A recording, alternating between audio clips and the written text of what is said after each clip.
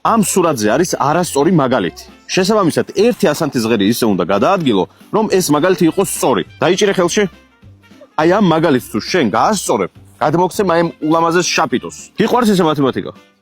გიყვარს მათემატიკა, ხო და ზუსტად შენთვის არის ეს მაგალითი შექმნილი ჩათვალე. მანამდე კომენტარებში აუცილებლად დაწერეთ, სად არის ამ სურათზე შეცდომა, ასე ვთქვათ. ერთი ასანთის ღერი უნდა ავიღოთ და სადმე გადავადგილოთ. მხოლოდ ერთი ასანთის ღერი. უბრალოდ დრო ჭირდება, თორემ მე დარწმუნებული რომ იპოვე ამ სურათზე შეცდომას და გადასაადგილებელ ასანთის ღერს. ამიხდი. აბა? ეს მეგავაკეთე ტოლობად. კერა?